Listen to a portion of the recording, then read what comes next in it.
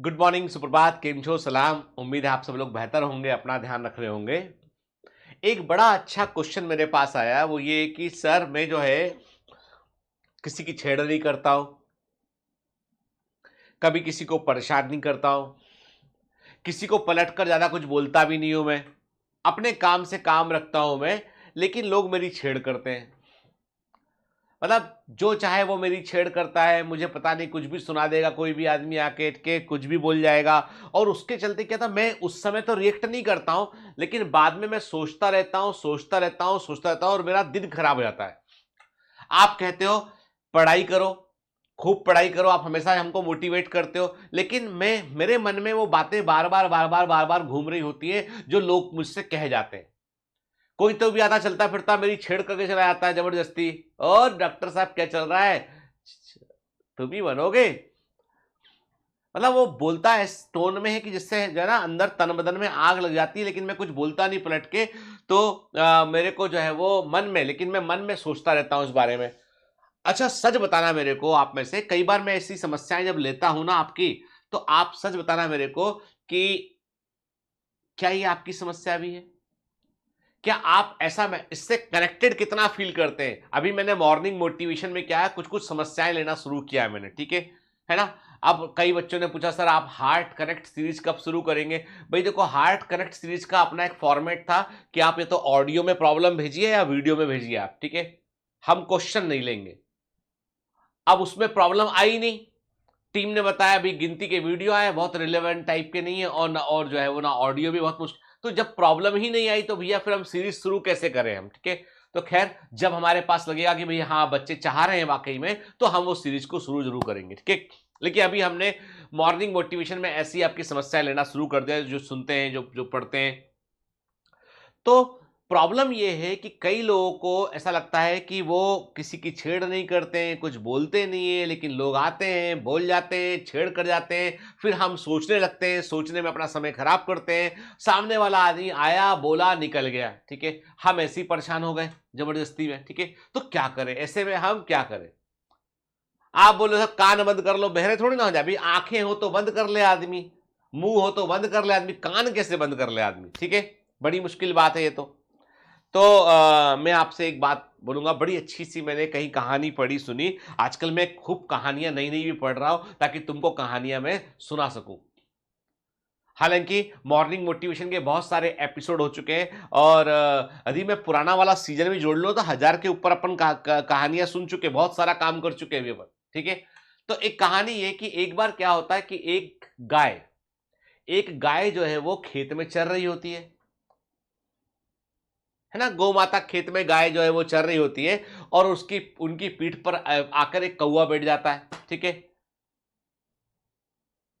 वो थोड़ा-सा हिलती है कि भाग जाए कौवा, लेकिन पीठ पे कौवा बैठा, कभी इधर चोंच मारे, कभी उधर चोंच मारे, कभी सिर के पास चोंच मारे, कभी पूँछ के पास चोंच मारे, मतलब वो कौवा मज़े ले रहा होता है।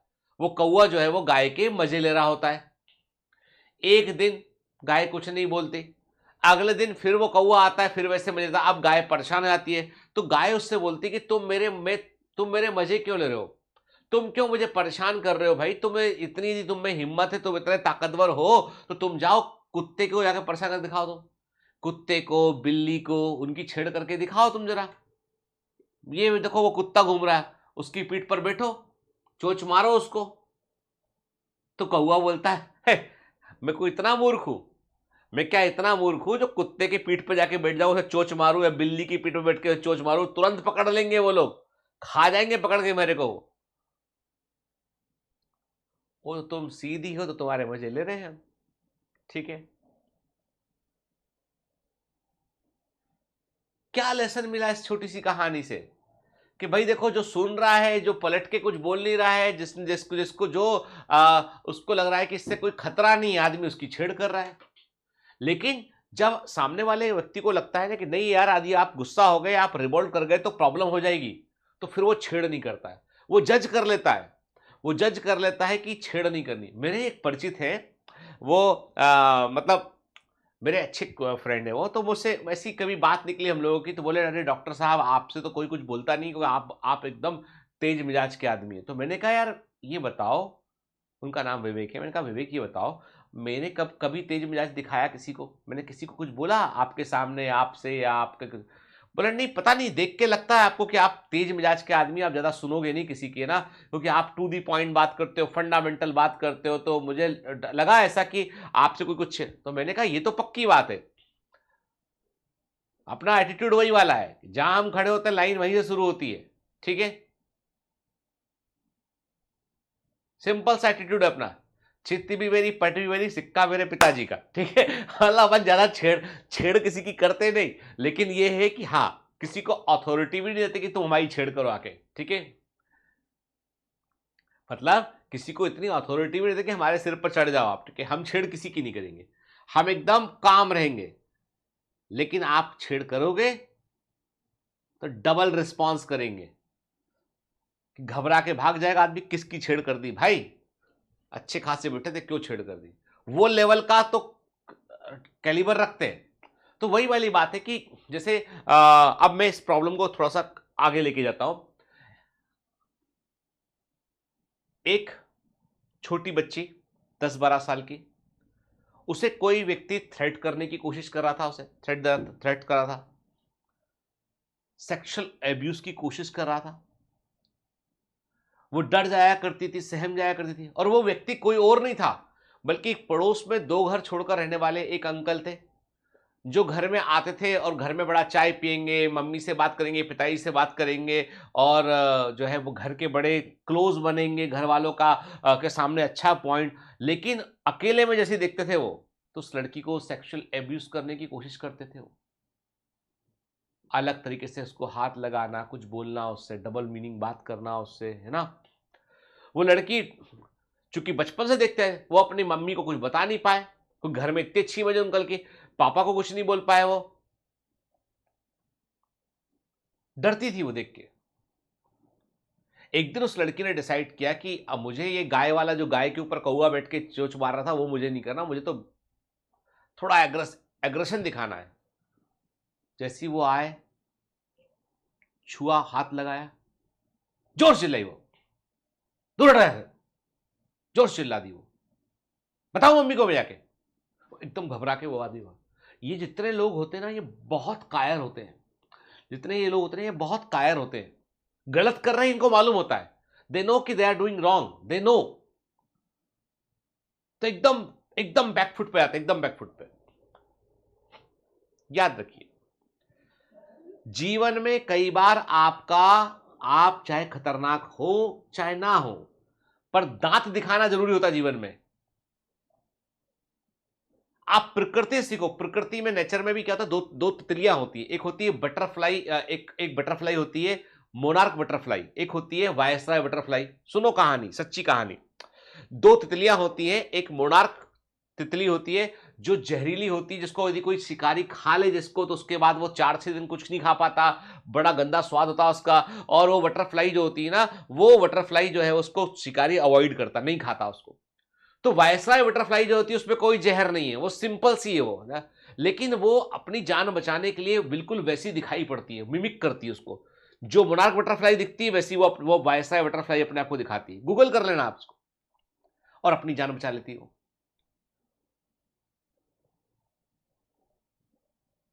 मेरे एक परिचित थे, पुरानी, बहुत पुरानी बात है, जो जब मेरे पिताजी जो है वो बदनावर में पोस्टेड थे। बदनावर एक जगह है धार डिस्ट्रिक्ट में, छोटी सी, वहां पोस्टेड थे वो। तो एक बड़नगर करके जगह, वहां पे एक जगह है बड़नगर, वहां पर एक बड़े व्यापारी रहा करते थे, जिनकी काफी मिठाइयों की दुकान थी, काफी हार्डवेयर का काम था। वो कभी कभी हमारे घर आया करते थे, मेरे पिताजी से उनका परिचय हुआ, मिठाई मिठाई कुछ लेके कभी आएंगे, कभी कि गन्ने, वो अपना उस एरिया में क्या है, बदनावर और बड़नगर के एरिया में ना, वो भुट्टे के लड्डू, भुट्टे का केस, भुट्टे के लड्डू खूब बिकते हैं वहां, खूब चलते हैं। तो भुट्टे के लड्डू लेके आया करते थे घर पे, हमको बहुत पसंद थे वो। कभी यदि आप बड़नगर बदनावर साइड के हो ना, तो मेरे को घर पे बुलाना भाई, भुट्टे का किस खाने का मेरा बड़ा मन है। याद आया, मतलब स्वाद याद आ गया मन में। बॉम्बे में कुछ नहीं मिलता इस तरह चीज, भुट्टे का किस खाने का मेरा बहुत मन है, और भुट्टे के लड्डू खाने का, ठीक है। खैर, तो वो बताया करते थे, एक दिन वो आए, उनकी जो एम्बेसडर कार थी उसमें बाहर एक जाली लगी हुई थी, पीछे जाली लगी हुई थी, है ना, और पुलिस वालों की कार होती है ना, जैसे एसपी की कार होती है, वैसी जाली लगा रखी थी उन्होंने उसमें। और नकली नकली बड़ी बड़ी राइफल या बंदूकें उन्होंने कहीं चाइना से कहीं से मंगाई थी उस जमाने में चाइना से या जापान से कहीं से मंगाई थी उन्होंने। नकली बड़ी बड़ी राइफलें, जो प्लास्टिक की राइफल थी, असली सामान दिखा करती थी, वो सब गाड़ी में रखी हुई थी। दिखा रहे वो, मेरे फादर जज थे, बता रहे थे वो उनको। तो मेरे फादर ने बोला, तुमने आपकी गाड़ी में आपने ये क्या कर लिया? उन्होंने कहा, नहीं साहब, अभी कुछ दिन पहले, 3 महीने 4 महीने पहले हम कहीं जंगल से निकल रहे थे, हमारी गाड़ी पे कुछ लुटेरों ने, कुछ डकैत गिरोह था, उसने पथराव कर दिया, तो कैसे जैसे भी जान बचा के हम भागे वहां से, नहीं तो उस दिन हमको जो है वो पता नहीं क्या करते। और हमारे कार में 4-5 लाख रुपए भी रखे हुए थे, किसी कलेक्शन था कहीं का, वो आज के जमाने के 50 लाख के बराबर हो गए वो। तो हमने फिर सोचा कि हम गाड़ी, तो उनकी गाड़ी को उन्होंने क्या किया, बिल्कुल एसपी की, जैसे ना व्हाइट कलर की एम्बेसडर जिसमें पूरे जाली वाली लगी, एसपी की कार के समान दिखाई पड़े दूर से, ठीक है, वैसा कर दिया उन्होंने। और उन्होंने अपने साथ में क्या किया, कुछ लोग रखे जिनके हाथों में राइफल के समान नकली राइफल जो है वो बाहर उसकी टोटी निकली थी जंगल से निकलते समय, ऐसे नॉर्मली छिपा करते थे डिग्गी में, नॉर्मली छिपा के डिग्गी में रखते थे, नकली राइफल बाहर रखले करते थे। जब वो निकलते थे वहां से तो जंगल वंगल में लोग कोई डकैत, कोई मुखबरी कर रहा हो, कोई कर रहा हो, तो देखा, अरे नहीं नहीं, पुलिस की गाड़ी जान दो भाई, छेड़ मत करो पुलिस की, तो वो निकल जाया करते थे। उन्होंने कहा, खतरे को टालने का यही तरीका हमारे पास, कुछ तरीका और है नहीं है। तो sometimes you are not dangerous but pretend to be dangerous, ठीक है ना? You are not having that kind of कि आप उतने खतरनाक दिखते ही नहीं है आप, लेकिन आपको शो करना पड़ेगा कि यार तेरे को बकवास करोगे ना तो हम भी तुमको जो है सुना देंगे 4 बातें। हो गया तुम्हारा, चल निकल। सामने वाला सोचेगा 2 मिनट की, इसे हो क्या गया, कल तक तो ये ठीक था, पक्का इसका दिमाग का तार हिल गया। मेरा एक बैचमेट, एमबीबीएस के समय की बात है, वो सेकेंड ईयर तक मेरे साथ रहा। वो थर्ड ईयर में वो हॉस्टल चला गया। अब क्या होता है, हॉस्टल का एक नियम है मेडिकल में, यदि आप थर्ड ईयर में पहुंचोगे तो आपको फर्स्ट ईयर के समान रैगिंग देनी पड़ेगी। रैगिंग हुआ करती थी उस जमाने में बहुत, रैगिंग मतलब मार पिटाई, जाने क्या क्या करते थे वो लोग के, तो रैगिंग हुई उसकी, तो वो बेचारा सहन करता रहा। खुद थर्ड ईयर में फर्स्ट ईयर के बच्चों के साथ लाइन में लगा देते थे, उसको उसको ह्यूमिलेट करते थे वो।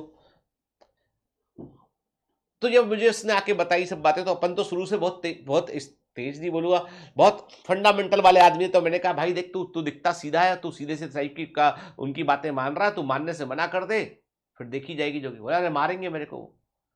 तो मैंने कहा, तू मन में भय भर दे उनके। बोला, कैसे?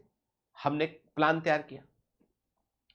4 दिन पहले से मैंने जो है वो हॉस्टल में जाके, मैं तो हॉस्टल में रहता नहीं था, मैं तो बाहर रहा हूं, मैं जाके अपने किसी ऐसा आदमी एक ना एक होता है जिसको जाके बोल दो तो खबर सब में फैला देगा। अपन ने जाके खबर फैला दी कि यार नाम नहीं लूंगा उसको, उसको थोड़ी दिमागी प्रॉब्लम हो रही है, पता नहीं क्या हो गया, एकदम एग्रेसिव आता, और उसने ऐसा किया, एक फर्जी किस्सा बता दिया कि वो ऑटो में जा रहे थे किसी जगह, उसने बहुत मारना शुरू कर दिया उस आदमी को। मैं देखा था क्या हो गया उसको, दिमाग मतलब परेशान, जब से हॉस्टल शिफ्ट हुआ परेशान हो गया वो। जब वो कहानी हॉस्टल में थोड़ी स्टेब्लिश होने लगी, 3-4 से दिन लग गए, मैंने कहा, अब तुम, अब रात को 12 बजे वो उठा, सब लोग, कुछ किसी ने कुछ नहीं बोला, 12 बजे उठा, एक बड़ा सा डंडा जिसमें सामने लोहा बना था वो लेके, कपड़ा बांध के कुछ करके, आंखें लाल करके, दरवाजा से बाहर निकल। सामने वाला आदमी, क्या क्या, डंडा हाथ में, मतलब कुछ अंड बंड बकरा, वो सामने वाले का नाम अंड बंड कुछ बोल रहा। 2-4-6 लोग आके सब दरवाजे से बाहर निकलते, क्या हो गया क्या हो गया, जिस पर सबके पास जा जाके, फिर डंडा घुमाएगा, ऐसा जमीन पे लेट जाएगा। जब 15-20 मिनट उसने किया, फिर उन्होंने डिस्कस किया कि इसको कोई बीमारी होगी भयंकर, इसको भूत हो गया कि प्रेत हो, डॉक्टरी मेडिकल में बात कर रहे, क्या हो गया समझ में नहीं आ रहा, क्या हॉस्पिटल ले जाए उसको, थोड़ी देर में ठीक हो गया। उसके बाद से किसी ने उसकी छेड़ नहीं की। सबको लग गया भाई इसका दिमाग का एक पेच ढीला है, कभी पेच ढीला हो गया तो अपने को कहीं कहीं ले जाके खोपचे में ले जाके धनाधन धुनाई कर देगा अपनी। पूरे 5 साल सुख से रहो। और ये पूरा प्लान था कि डर कैसे बैठाना। समटाइम्स लोग भलमनसाहत का गलत फायदा भी उठाते, तो मैं बोलता कि देखो, किसी से गलत नहीं करना, पर कोई यदि आपको गलत करता है उसको बर्दाश्त भी नहीं करना, वो भी रॉन्ग है, वो भी रॉन्ग है, ठीक है। अब कहते हैं ना कि अपराध करने वाले से अधिक दोषी तो वो होता है जो अपराध को सहता रहता है बार बार, ठीक है। इसलिए ऐसी कोई, देखो, मैंने एक छोटे से मैसेज में मैंने बहुत सारे पर्सपेक्टिव को शामिल किया है। मैं ये नहीं बोलता हूँ कि आप बदतमीज बन जाइए, आप गलत व्यवहार कीजिए। बोलता हूँ कोई यदि आपसे गलत व्यवहार करता है तो शुरू में 1 या 2 बार उसे अवॉइड कीजिए, उसे बेनिफिट ऑफ डाउट दीजिए, तीसरी बार उसको जवाब दीजिए। देखिए कि आप रिवोल्ट कर सकते हैं, और आप रिवोल्ट करेंगे तो प्रॉब्लम में आ जाओगे, ठीक है? सामने वाला आदमी खुद बैकफुट पे चला जाएगा, ठीक है? चलिए, आप बोलोगे सर ये अरे आजकल हमने सोचा कि चलो तुमको थोड़ा अलग प्रकार से चीजें बताएं, क्योंकि ये जिंदगी की चीजें ये हमको पता नहीं होती। हम क्या होता है, हम केवल जिंदगी भी एक पढ़ाने की चीज है बेटा। अपन पढ़ते हैं किसी नौकरी के लिए, किसी डिग्री के लिए, लेकिन life is also a lesson, ठीक है? You should learn about it. चलिए, all the best, have a great day, bye bye.